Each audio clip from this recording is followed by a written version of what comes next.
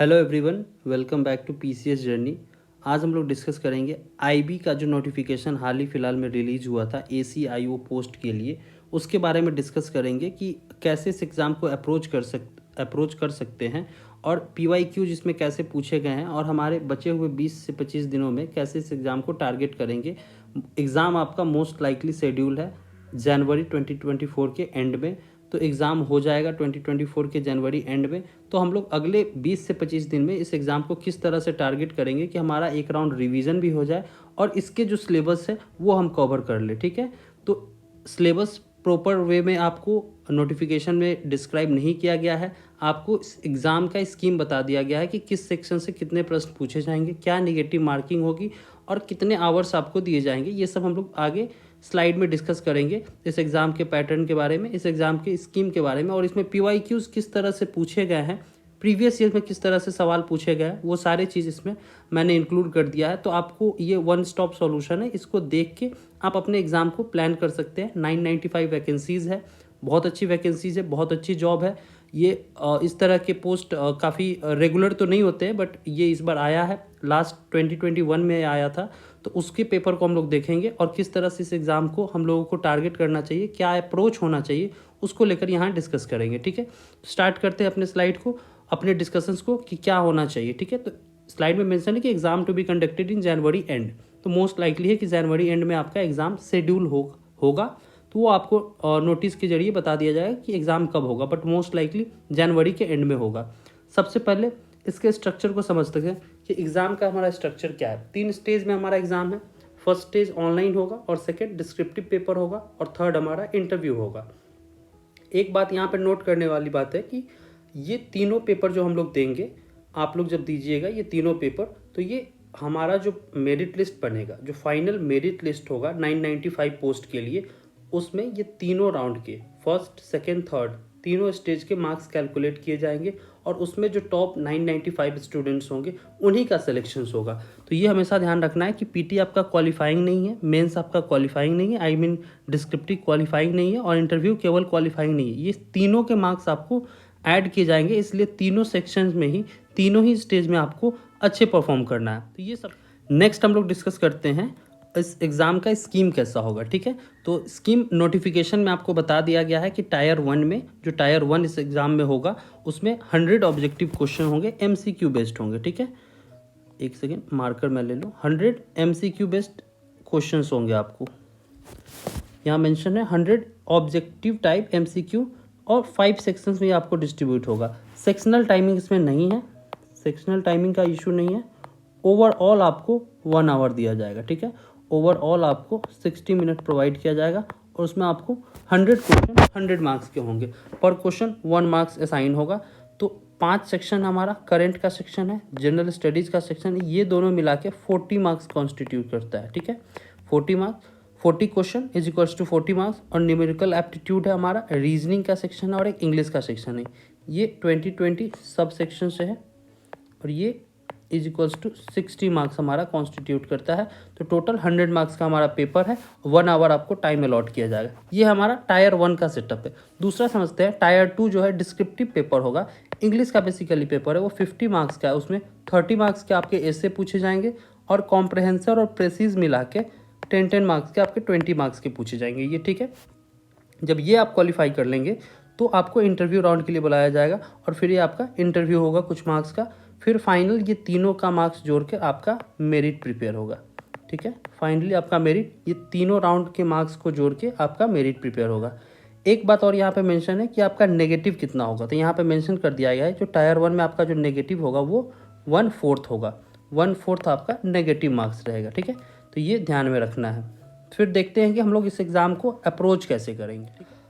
अब हम लोग देखते हैं कि how we would approach this syllabus of this particular exam, उसको हम लोग कैसे अप्रोच करेंगे।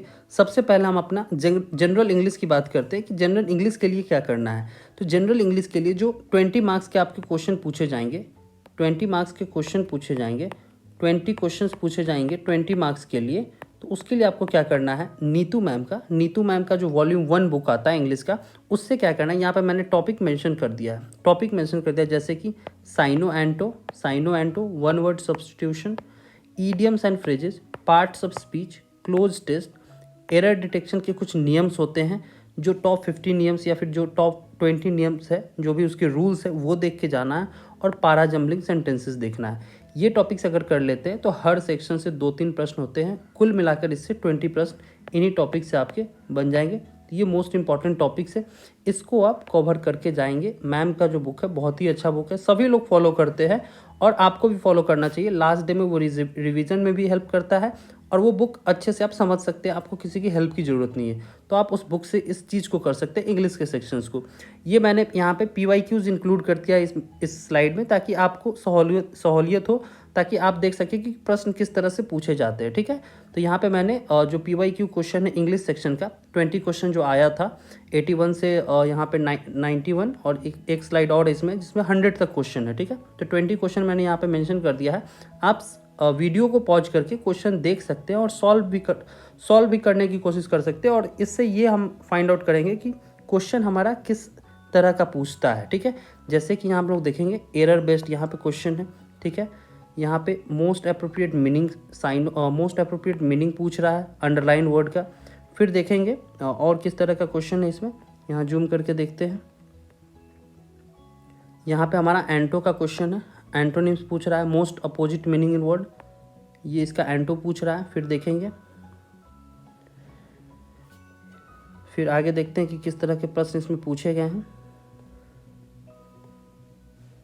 यहाँ पे ग्रामेटिकल एरर के ऊपर क्वेश्चन है कि 4 सेंटेंस दिया हो, उसमें ग्रामेटिकल एरर किस पार्ट में है। ये वन वर्ड सब्स्टिट्यूशन से है, कौन सा ये किस ये the study of human race, ये किस वर्ड से सब्स्टिट्यूट होगा, आपको वन वर्ड में बताना है। ठीक है, तो मैंने आपको टॉपिक वहाँ पे मेंशन कर दिया था, उसी से आपसे सवाल पूछेगा। ठीक है, तो इंग्लिश के जो मैम का जो बुक है नीतू मैम का वॉल्यूम 1, उससे आप इसको कवर कर सकते हैं, इससे आपका काम हो जाएगा। ठीक है, और यहाँ पे कुछ और भी क्वेश्चन है, इसको आप देख सकते हैं, जैसे कि यहाँ पे पारा जम्बल्स है, पारा जम्बल्स का भी क्वेश्चन है, PQRS के फॉर्म में है। तो यहाँ पे आप देख सकते हैं PQRS के फॉर्म में पारा जम्बल वर्ड्स दिया है, इसको आपको अरेंज करके एक प्रॉपर मीनिंग सेंटेंस का बनाना होता है, प्रॉपर मीनिंग बनाना था उससे, ताकि आप एक मीनिंगफुल सेंटेंस बना लेंगे तो ये यहाँ पे आपका सीक्वेंस मैच हो जाएगा इसमें। ठीक है, तो ये इस तरह के प्रश्न पूछे जाते हैं। तो ये हमारा इंग्लिश का सेक्शन है। ठीक है, नेक्स्ट सेक्शन पर हम लोग मूव करते हैं। नेक्स्ट सेक्शन की बात करते हैं कि उसको कैसे डील करेंगे। मैथ सेक्शन की बात करेंगे, यानी जनरल एप्टीट्यूड की बात करेंगे। तो जनरल एप्टीट्यूड जनरली बच्चों का स्ट्रांग ही होता है। प्रॉब्लम कहाँ पे आती है, प्रॉब्लम हम लोगों को आता है जैसे कि जो बैंकिंग के बच्चे उनका जनरल एप्टीट्यूड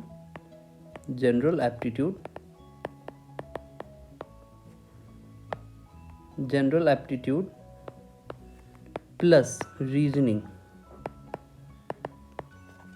ये पोर्शन SSC एंड बैंकिंग वालों का स्ट्रांग होता है। ठीक है, उनको प्रॉब्लम कहाँ पे आता है, जनरल स्टडीज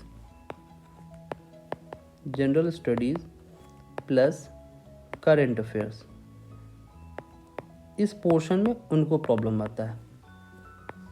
ये सेम UPSC के एस्पिरेंट जो होंगे उनको यहाँ पे बेनिफिट मिलेगा 40 मार्क्स में, और यहाँ पे उनको थोड़ी बहुत प्रॉब्लम होती है। तो ये सेक्शंस को आप प्रैक्टिस करेंगे, इसको भी आप प्रैक्टिस करेंगे। इस दोनों सेक्शंस को लेकर आगे मैं इस पे चर्चा करूँगा। तो जनरल एप्टीट्यूड के लिए मैंने यहाँ पे टॉपिक मेंशन कर रखा है, चूँकि नोटिफिकेशन में आपको स्पेसिफिकली बताया नहीं गया कि किस किस टॉपिक से पूछा जाएगा। तो ये प्रीवियस ईयर्स को देखते हुए कि प्रीवियस ईयर्स में किस किस टॉपिक से सवाल पूछे हैं, जैसे number series, quadratic equation, data sufficiency, ratio and proportion, average, percentage, basically वैसे टॉपिक जो अर्थमेटिक्स के टॉपिक है। ठीक है, अर्थमेटिक्स के जो टॉपिक है उनसे profit and loss, time and work, partnership पे क्वेश्चन है, PNC से क्वेश्चन है, अलजेब्रा बेस्ड क्वेश्चन है, और ये सब टॉपिक्स जो लास्ट के वो आप छोड़ भी देंगे तो काम चल जाएगा, इसको मेंसुरेशन को कर लेंगे, बट स्टार्टिंग के कुछ जो अर्थमेटिक्स का हमारा टॉपिक है उसको करके जाएंगे। ठीक है, तो इससे आपका जनरल एप्टीट्यूड का सेक्शन कवर हो जाएगा। अब बात करते हैं हम लोग रीजनिंग सेक्शन का। रीजनिंग में भी 20 क्वेश्चंस आने हैं, रीजनिंग से भी हमारे टोटल 20 क्वेश्चंस रहेंगे। उसके लिए मैंने रीजनिंग के टॉपिक्स को यहाँ पे मेंशन कर दिया, जैसे sitting arrangement, blood relation, syllogism, order and ranking, inequalities, calendar and clocks, coding and decoding, और कुछ क्वेश्चंस नॉन वर्बल के भी होते हैं। डायरेक्शन एंड डिस्टेंस से तो एक क्वेश्चन होता ही है, डिस्टेंस एंड डायरेक्शन से, और ऑड ऑन लॉट, ये दोनों कॉमन टॉपिक है, इससे एक क्वेश्चन तो होता ही है इन दोनों टॉपिक से। ठीक है, और ये इधर वाले क्वेश्चन, इधर जो नीचे में जो टॉपिक्स मेंशन है ये लेस प्रेफर्ड है, यानी इससे बहुत कम क्वेश्चन पूछा जाता है, ठीक है। बट ऊपर के जो हमने यहाँ पे जो मेंशन किया है ये मोस्ट लाइकली है कि इससे क्वेश्चन सबसे ज़्यादा होंगे। 20 क्वेश्चन में आपको 14 to 16 क्वेश्चन इन्हीं टॉपिक से होंगे, ठीक है। तो ये आप रीजनिंग का प्रैक्टिस और जनरल एप्टीट्यूड का प्रैक्टिस आप किसी बुक से या फिर किसी भी सीरीज को फॉलो करके आप कर सकते हैं, क्योंकि क्वेश्चन यहाँ पे बेसिक्स लेवल के होते हैं। ऐसा नहीं कि एप्टीट्यूड आपसे कोई सेकेंड या थर्ड लेवल का इंक्रीज करके पूछेगा, आपसे यहाँ पे जनरल एप्टीट्यूड और रीजनिंग के बेसिक्स के सवाल पूछे जाते हैं। जनरल स्टडीज़ का पेपर थोड़ा सा टफ होता है और करंट का थोड़ा सा पेपर टफ किया जाता है, ठीक है। नेक्स्ट सेक्शन को डील करते हैं। नेक्स्ट सेक्शन को देखते हैं। इस वीडियो को बनाने के पीछे मेरा क्या पर्पस है, मैं आपकी किस तरह से मदद कर सकता हूँ, उस पर डिस्कस करते हैं। 2 सेक्शंस जो आपका बचा हुआ है, current affairs and general study, उसके लिए क्या करेंगे?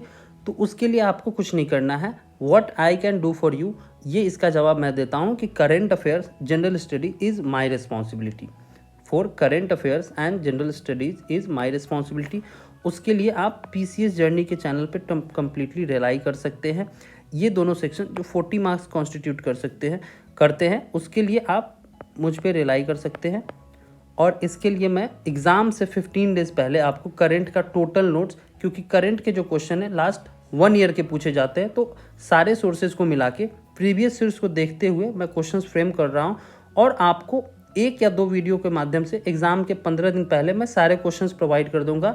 एंड मोस्ट लाइकली है 90 to 95% प्रश्न आपके वहीं से होंगे। तो आपका करंट अफेयर्स का और जनरल स्टडीज़ का क्वेश्चन के लिए आपको वरी नहीं होना है। आप प्रैक्टिस अभी किसका करिए, आप एप्टीट्यूड का करिए और रीजनिंग का करिए। ये दोनों सेक्शंस मेरी जिम्मेवारी है, PCS जर्नी की जिम्मेवारी है।